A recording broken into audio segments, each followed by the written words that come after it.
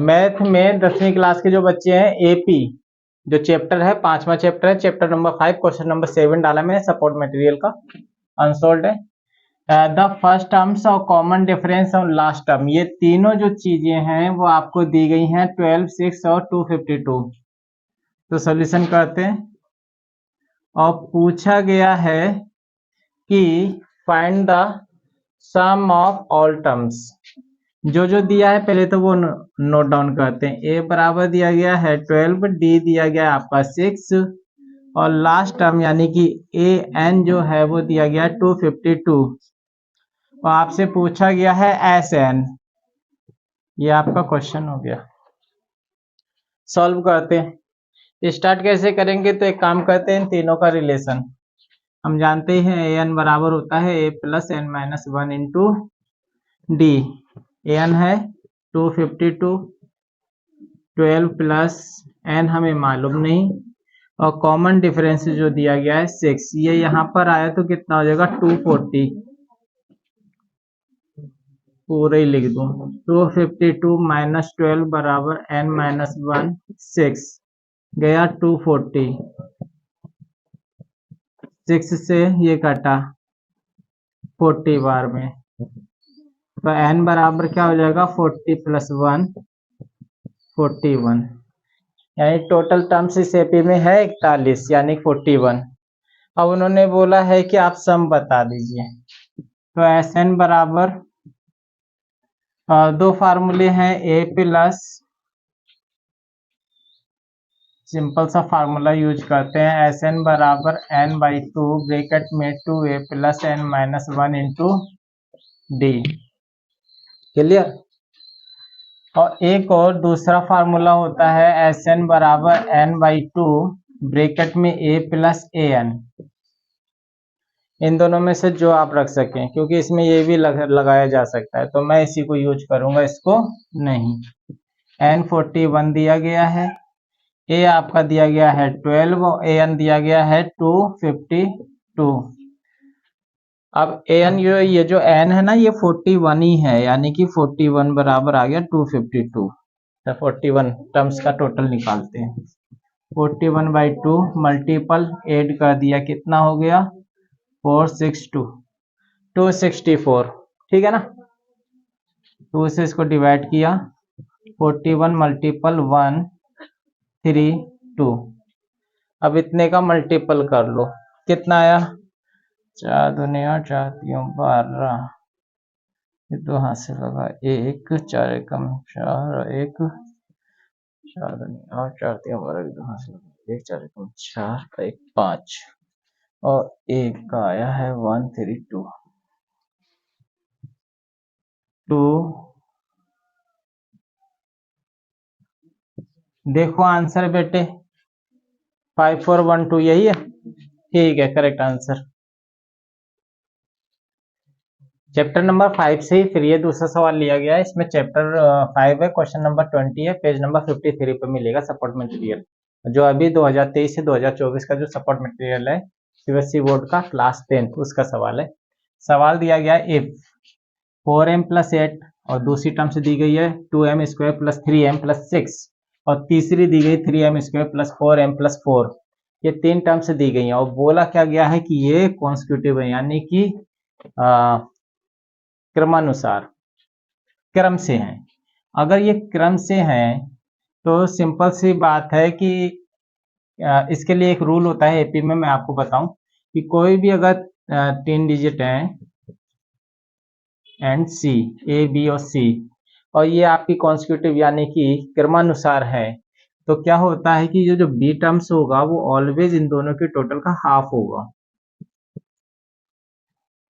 ठीक है, इसे मीन बोलते हैं, मीन ऑफ एपी। चलिए अब इसी के ही अनुसार हम इसको सॉल्व करने की कोशिश करते हैं।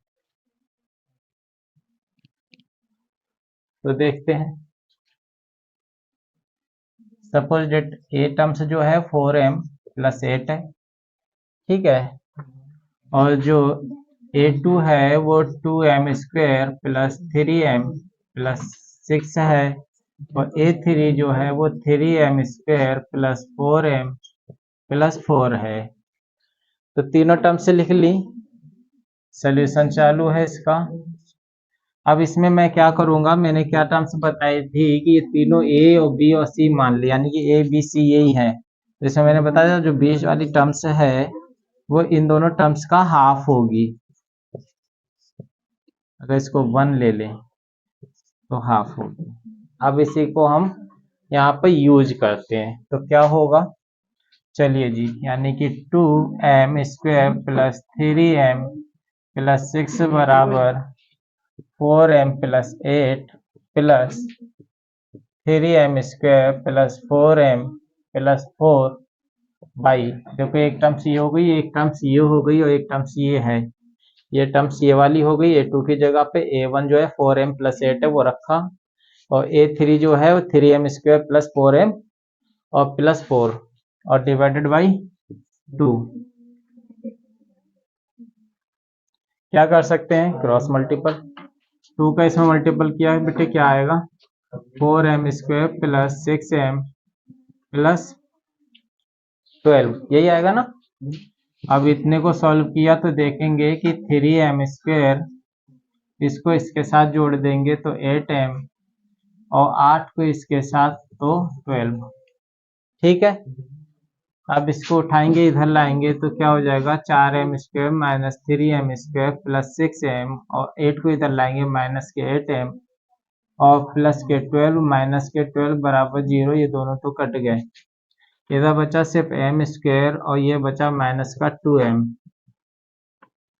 क्लियर, जिसमें से m कॉमन ले लिया तो m माइनस 2 बराबर 0। सिंपल सी बात है, इसके बराबर 0 और m माइनस 2 बराबर 0, तो m बराबर 2। तो m क्या क्या हो सकते हैं, m 0 या फिर 2। देखो ये आंसर है, ये मैंने सवाल लिया है 23 नंबर पे आया। इसमें ये बोला गया सॉल्व फॉर x, x आपको निकाल के दिखाना है। एक ये सीक्वेंस या सीरीज डाली गई है और इन सब का जो टोटल है, क्योंकि प्लस सभी में ही दिखाया गया है तो टोटल 287 है। तो अब क्या क्या इसमें हमें कंफर्म है, तो देखो a जो है वो 1 है और d जो है वो 4 माइनस 1 है यानी कि 3 है, और an जो है वो x है। क्लियर, क्योंकि लास्ट टर्म्स हो गई। और अगर हम इधर एस एन की बात करते हैं तो 287 है, पूरी सीरीज में कंफर्म कर लिया, क्योंकि इन सब का टोटली तो है 287, यानी यहाँ तक की जितनी भी टर्म्स है उनको हमने ऐड किया 287 आएगा। नहीं ये अब ये टर्म्स कितनी है ये हमें नहीं मालूम, हमें कुल मिला के क्या एक्स पता लगाना है। क्या करेंगे, कहते हैं जी, तो एक काम करते हैं कि ए n बराबर a plus N minus 1 into D. सबसे पहले इसमें n हमें मालूम नहीं x है, a 1 है, n हमें कंफर्म नहीं और d आपका 3 है। 1 इधर आया तो x माइनस 1 बराबर 3n माइनस 3। ठीक है, और इतना करने के बाद इसको मैं यहीं छोड़ता हूँ। ठीक है, इनमें से एक टर्म से निकाल लेंगे तो थोड़ी सा स्पेस छोड़ के मैं दूसरी टर्म से चालू करता हूँ। एस एन बराबर क्या होता है, एस एन बराबर होता है बेटे कि एन बाई 2 ब्रैकेट में 2a प्लस एन माइनस 1, ये भी नहीं डालते, एन बाई 2 ब्रैकेट में a प्लस ए एन। बहुत से बच्चों के में ना एल पढ़ाई है, ले कंफ्यूज ना हो। तो एस एन जो है वो आपका कितना दिया गया है 287, एन हमें कंफर्म नहीं है, ए हमें मालूम है कितना है 1 और ये है आपका एक्स। ठीक है, तो अब इसको भी सॉल्व कर ले, 2 का इसमें मल्टीपल करेंगे, 10 2 7 14 4, हाँ 1 2 8 16 17 5 7 4 और इधर आया n और 1 प्लस एक्स। ठीक है, इतना आ गया। एक ही ये है इक्वेशंस, अब दोनों को हम सॉल्व करना चाहते हैं तो एक काम करते हैं कि इसकी जगह पे लिख सकते हैं x बराबर 1 प्लस 3n माइनस 3। तो x बराबर इसको इसके साथ मर्ज किया तो आया है 3n माइनस 2। इक्वेशन ये लेंगे, ठीक है। और दूसरी इक्वेशंस जो है आपकी वो ये रही, ऐसी ही ले लो। अब इन दोनों को सॉल्व करेंगे। तो from both equations we get क्या क्या करते हैं, या फिर हम ये बोल सकते हैं कि इक्वेशन नंबर जो 2 है ना, इसमें हम पुटिंग करते हैं value of x from equation 1 से। चलिए तो कर देते हैं। तो 574 एन 1 प्लस x, ये तो हमको दिया है। इसमें से x की जो वैल्यू है ना, ये उठा के इस जगह रखते हैं। 574 एन 1 प्लस x जो है वो 3n माइनस 2 दिया गया है। इसकी जगह पर मैंने ये पुट किया। अब इसमें हम है ना इसको सॉल्व करेंगे और n की वैल्यू इसमें हमें निकाल लेनी है। तो 574 बराबर क्या होगा, n, इसको सॉल्व किया, इसके साथ मर्ज होगा तो ये आया 3n माइनस 1। 574 और 3n स्क्वायर माइनस n, अब क्या हो जाएगा 3n स्क्वायर माइनस n, और इसको अगर हम इस तरफ लेके गए तो माइनस 574 इक्वल 0। ये एक सिचुएशन आ गई। इस सिचुएशन में हमने n का मान निकाल लेना है। अब n का मान कैसे निकलेगा ये कंफर्म करते हैं। तो इसके लिए x बराबर plus minus B square minus B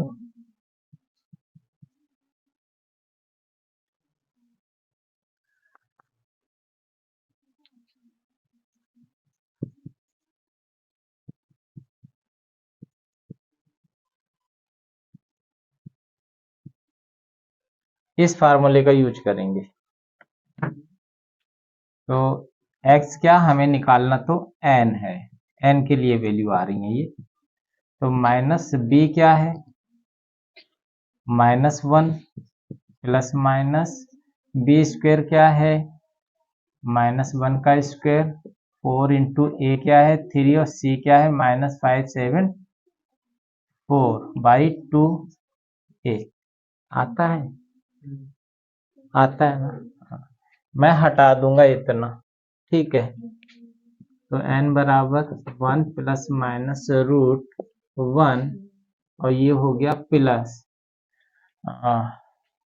12 चौक 48, 12 सत्तर 84, 12 चौक 48, 12 सत्तर 84 और 12 पंचे 60।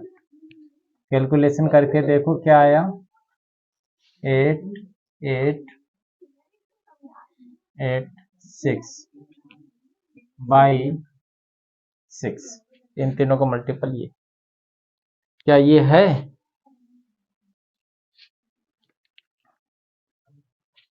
ठीक है। अब मैं यहाँ पे ये हटा रहा हूँ, ठीक है।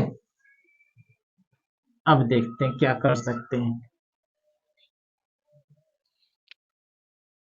gn हम निकाल रहे हैं 1 प्लस माइनस रूट 6889/6। ये किसी का है ना स्क्वायर रूट है क्या, स्क्वायर रूट, ये मल्टीपल चेक कर लो, ये हमने सही किया है।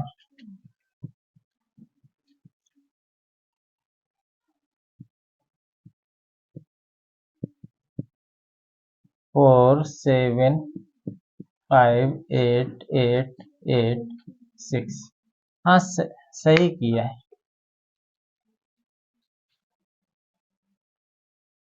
ठीक है। ये किया था, ये रफली वर्क है। अब क्या करेंगे, ये तो मालूम है माइनस था, ठीक है ना, ठीक। हाँ, अब क्या करेंगे, ये किसका है, तो 6889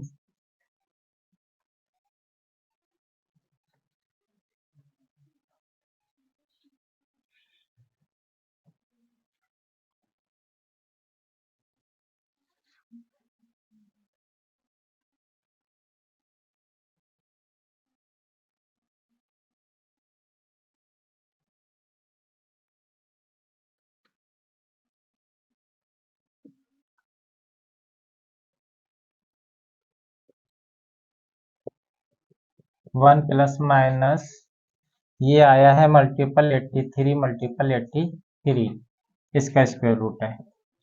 n बराबर 1 प्लस माइनस 83/6। अब करते क्या है, इसको दो पोर्शन में बांट लेते हैं। या तो वैल्यू होगी 1 प्लस 83/6 और या होगी n जो होगा वो क्या होगा 1 माइनस 83/6 ये होंगे। तो जी क्या आया 84/6 14, ठीक है ना। और ये क्या हुआ हमारा माइनस 82/6 और ये तो डेसिमल में ही आ रहा है। निगेटिव वैल्यू हम सिर्फ इधर ही कह देंगे, इधर क्या बोलेंगे कि negative value is not possible for getting value of n। तो ये वैल्यू तो लेनी नहीं है, तो n जो है हमारा क्या हो गया 14। उन्होंने पूछा क्या है वैल्यू ऑफ x, हमने n निकाल लिया। अब इस n को हमने क्या करना है कि जो x बराबर क्या था, देखो मैं यहीं पर, आप पीछे जाओगे तब आपको पता चलेगा x बराबर 3n-2, क्योंकि इसकी जगह पे मैंने ये रखा है। तो ये था। अब कुल मिला के मुझे x ही तो फाइंड करना है, n की जगह पे मैं क्या डालूंगा 14-2 और 14 3 जा 42 है। अब क्या हुआ 40। देखिए x की वैल्यू क्या यही है, ठीक है।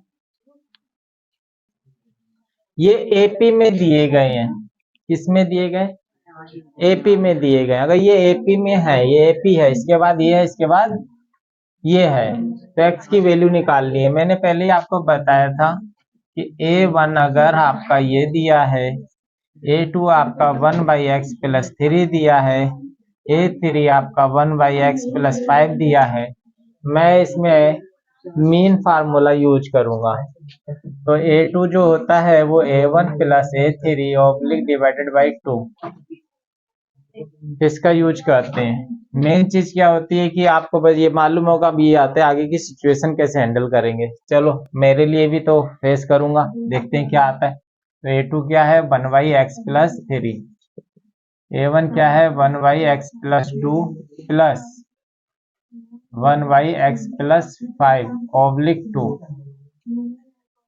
अब ये कैसे हल होगा, तो 1/x+3 इक्वल इतने का तो हम फ्रैक्शन करते हैं तो क्या आता है x+5, इससे तो ये कट गया, ये बचा इसका मल्टीपल x+5, इससे ये घटा तो x+2 अपॉन में ये 2। अब क्या करेंगे 1/x+3, इतने को सॉल्व किया तो क्या आया बेटे x+5 और 2 7, ये x इससे जुड़ जाएगा तो 2x ऑब्लिक, इसको थोड़ा सा ऊपर लिख लो, और अपॉन में क्या आ रहा है कि इसका इसके साथ मल्टीपल, तो क्या आया x² plus 5x plus 2x plus 10 oblique 2। इतना आ गया। अब एक काम करते हैं कि मैं यहीं पर ही इसको ऐड कर देता हूँ, 5 और 2 7x प्लस 10 आ गया। अब क्या करेंगे, इसके नीचे एक करके इसका मल्टीपल इसके साथ, इसका मल्टीपल इसके साथ, 1/x+3 2x प्लस 7 और 2 का इसके साथ मल्टीपल क्या हो जाएगा 2x² प्लस 14x प्लस 20। इतना होने के बाद क्रॉस मल्टीपल, तो देखते हैं क्या करेंगे अब हम। तो x+3 में मल्टीपल हो रहा है 2x प्लस 7 का, इक्वल में आएगा 2x² प्लस 14x प्लस 20। अब इतना आपने सॉल्व कर लेना है, x की वैल्यू निकाल लेनी है। चलिए इसका इसके साथ multiple 2x² plus 7x plus 6x plus 21 2x² plus 14x plus 20 इसका इसके साथ मल्टीपल ये आया 2x² plus 13x plus 2x² plus 14x plus 20। अब क्या करेंगे, ये प्लस का कट गया जी, ठीक है। 13x है, इसको इधर लाए माइनस का 14x, 20 इस तरफ है उधर गया माइनस 21, इधर से बचा है माइनस का x, इधर बचा माइनस का 1, x बराबर 1। देखिए आंसर क्वेश्चन नंबर 37 जो आपका सपोर्ट मटेरियल में पेज नंबर 54 पर दिया गया प्रश्न है एपी से। लिखा हुआ एक m times the m terms, यानी कोई भी है ना एपी का m टर्म्स जो है वो m टाइम्स इक्वल है nth terms in n times, यानी कि m times of n terms ले लें वो इक्वल होगा mth टर्म्स m टाइम्स के। ये तो इन्होंने सिचुएशन दे रखी है, उन्होंने कहा था अब बताना है आपने कि so that it's m plus n terms जो है वो 0 होगी, ये आपको शो करना है। एक चीज याद रखना है कि m equal not to n, तो जो चीज दी है उसको मैं लिखता हूं कि जो m times of m terms equal होगा n times of n terms ये तो उन्होंने दे रखा है। और दूसरी चीज उन्होंने क्या दे रखी है कि m not equal to n। अब तीसरी चीज उन्होंने कहा है कि शो करना है आपको कि m प्लस n टर्म्स जो है वो 0 है, ये आपको निकालना है। ये आपका क्वेश्चन हो गया। अब सॉल्यूशन करते हैं। सॉल्यूशन सबसे पहले तो मैंने यही उठा लूंगा, इसको सॉल्व करूंगा, देखते हैं क्या आता है ना। m इंटू ए एम बराबर n into A N.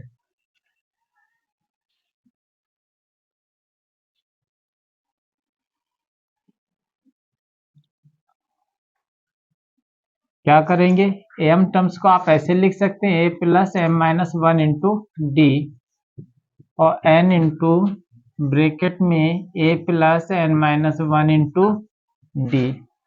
m का अंदर मल्टीपल कीजिए,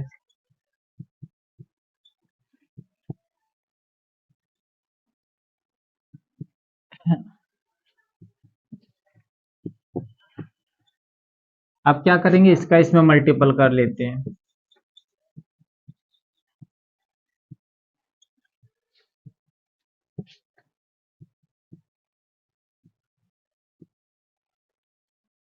क्लियर।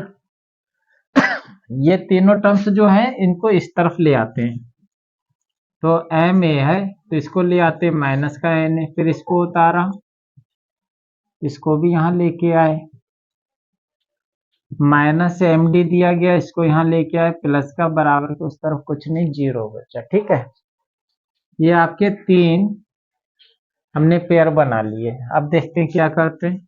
इतने में से ए कॉमन है एम माइनस एन, इतने में से डी कॉमन है M square minus N square, इतने में से सॉरी गलती कर दी, यहाँ पे गलती कर दी थी एन डी, तो एन डी आएगा। ठीक है, इतने में से डी कॉमन है, क्योंकि माइनस बाहर है तो अंदर सिंबल माइनस का हो जाएगा। इतने पूरे में से क्या कॉमन है, कॉमन बनेगा अगर हम एक चीज यूज करें, अलजेब्रिक इक्वेशन है ए स्क्वायर माइनस बी स्क्वायर बराबर क्या होता है, एक ब्रैकेट में एक बार ए प्लस बी और दूसरे में ए माइनस बी, तो हम इसी के अकॉर्डिंग लिखेंगे एम प्लस एन एक ब्रैकेट में, दूसरे ब्रैकेट में M minus N minus D bracket में एम माइनस एन। अब ये तीनों टर्म्स में कुछ तो मिल रहा है कॉमन, क्या मिल रहा है, तो G M minus N common आ रहा है, तो अगर ये कॉमन आ गया तो अंदर क्या बचा, ए बचा, ए जगह क्या बचा है डी ब्रैकेट में एम प्लस एन, और क्या बचा है जी माइनस का डी। ठीक है, और क्या कर सकते हैं जी एम माइनस एन, ये तो है ही, ए प्लस एम प्लस एन, हाँ इतने में से कॉमन किया है तो -1, और कॉमन मैंने इन दोनों का इस तरफ लिया है डी, इसमें से लिया तो ये m+1 और इधर बचा 1, ब्रैकेट बंद किया। जब हम फैक्टर करते हैं, आपने क्वाड्रेटिक इक्वेशन चैप्टर किया होगा, तो ऐसे दो फैक्टर निकालते हैं, उन दोनों फैक्टरों को हम क्या करते हैं, इक्वल टू जीरोज मानते हैं। चलिए, तो m-n बराबर भी 0 आ गया, दूसरी ये टर्म्स आ गई है प्लस m+n -1 इंटू डी बराबर 0। ये पूरी टर्म्स क्या नजर आ रही है? अगर मैं इस टर्म्स को लिखना चाहूँ तो ऐसे तो लिखूंगा a+m+n -1 इंटू डी, क्योंकि ये अगर n है पूरा तो यहीं पर तो आएगा, तो इसके अकॉर्डिंग ये पूरा क्या हुआ, am+n बराबर 0, ये लो जी शो कर दिया। ठीक है।